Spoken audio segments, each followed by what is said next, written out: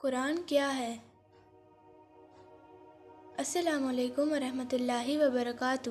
آج ہم جانیں گے کہ قرآن کو ہدایت کی کتاب کیوں کہتے ہیں، قرآن کو پڑھنے اور حفظ کرنے پر اجر و ثواب کیوں ہے، قرآن کی کون سی تعلیمات آج کی ٹیکنالوجی اور گلوبلائزیشن کے دور میں سب سے زیادہ اہم ہے۔ قرآن کو کتاب ہدایت کیوں کہتے ہیں؟ یہ اللہ رب العالمین کا کلام ہے، وہ ہدایت جو خالق نے اپنی مخلوق کے لیے نازل فرمائی۔ قرآن مجید کو ایک عام کتاب نہیں بلکہ کتاب ہدایت اس لیے کہا جاتا ہے کیونکہ یہ صرف معلومات نہیں دیتا بلکہ انسانیت کی فلاح کا مکمل راستہ دکھاتا ہے۔ قرآن وہ واحد کلام ہے جو اللہ تعالیٰ نے براہ راست انسانوں کی رہنمائی کے لیے نازل فرمایا ہے۔ اسی طرح سورہ بقرہ میں اللہ تعالیٰ فرماتے ہیں، ترجمہ: یہ وہ کتاب ہے جس میں کوئی شک نہیں، پرہیزگاروں کے لیے ہدایت ہے۔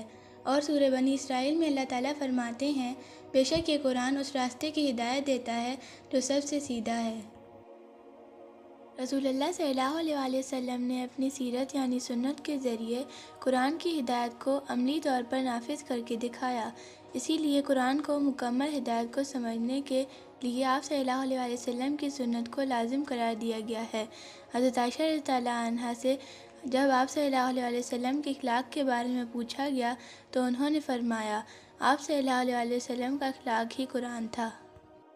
آج کا دور ٹیکنالوجی اور گلوبلائزیشن کا ہے، جہاں معلومات کی بھرمار ہے اور دنیا ایک گلوبل ولیج بن چکی ہے۔ اس دور میں قرآن کی 3 تعلیمات سب سے زیادہ ضروری ہیں۔ سچائی کی جانچ، verify before you share. Technology کے ذریعے جھوٹی خبریں، فیک نیوز تیزی سے پھیلتی ہیں۔ قرآن ہمیں بغیر تحقیق کے کسی بھی بات کو آگے پھیلانے سے سورۃ الحجرات میں اللہ تعالیٰ فرماتے ہیں، اے ایمان والوں، اگر کوئی فاسق تمہارے پاس کوئی خبر لائے تو خوب تحقیق کر لیا کرو، ایسا نہ ہو کہ تم کسی قوم کو نادانی میں نقصان پہنچا بیٹھو، پھر تمہیں اپنے کیے پر ندامت ہو۔ سوشل میڈیا کے اس دور میں یہ آیت ہمیں ذمہ دار شہری بناتی ہے اور معاشرتی فساد سے بچاتی ہے۔ اسی طرح گلوبلائزیشن نے انٹرنیٹ پر خرید و فروخت اور کام کرنے کے نئے طریقے دیے ہیں۔ قرآن ہمیں اخلاقیات اور امانت داری، ڈیجیٹل ایتھکس، لین دین اور معاہدات میں عدل اور امانت کا حکم دیتا ہے۔ سورہ نحل میں اللہ تعالیٰ فرماتے ہیں، بے شک اللہ عدل اور احسان کا حکم دیتا ہے۔ عدل کی تعلیم سائبر کرائم، دھوکہ دہی اور کاروباری بددیانتی سے بچنے کے لیے بنیادی اصول فراہم کرتی ہے۔ قرآن نے بار بار غور و فکر، تدبر اور علم کے حصول پر زور دیا ہے۔ ٹیکنالوجی کی ترقی کو صرف استعمال نہیں کرنا بلکہ اس کے پیچھے موجود علم کو سمجھنا ضروری ہے۔ قرآن پاک میں اللہ تعالیٰ کا ارشاد ہے، آپ کہہ دیجئے کہ کیا وہ لوگ جو علم رکھتے ہیں اور وہ جو علم نہیں رکھتے برابر ہو سکتے ہیں؟ یہ تعلیم ہمیں ٹیکنالوجی کو صرف صارف کنزیومر بن کر استعمال کرنے کے بجائے علمی جستجو اور تخلیق کار کریٹر بننے کی ترغیب دیتی ہے۔ اسی طرح قرآن مجید کو صرف پڑھنے یعنی تلاوت اور حفظ کرنے پر بہت زیادہ اجر یعنی ثواب ملتا ہے، اور اس کے پیچھے ایک گہرا مقصد ہماری روحانی اور عملی تیاری کروانا ہے۔ ہر حرف پر کئی گنا ثواب قرآن و حدیث سے واضح ہے۔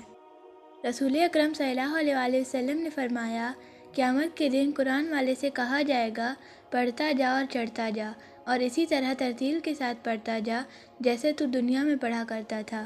تیرا مقام وہی ہوگا جہاں تیری آخری آیت پر تلاوت ختم ہوگی۔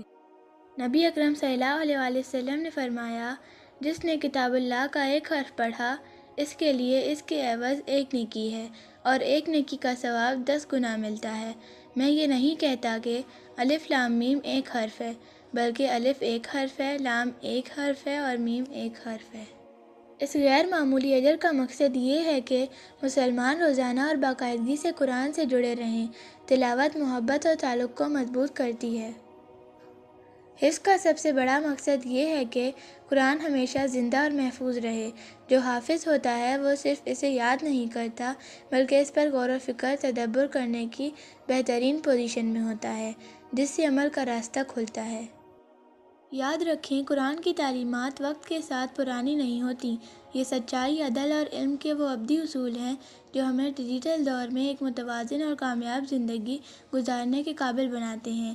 اللہ ہمیں قرآن سے محبت کرنے، سمجھ کر پڑھنے اور عمل کرنے کی توفیق عطا فرمائے، آمین۔ نیکی کی بات پھیلانا بھی صدقہ جاریہ ہے۔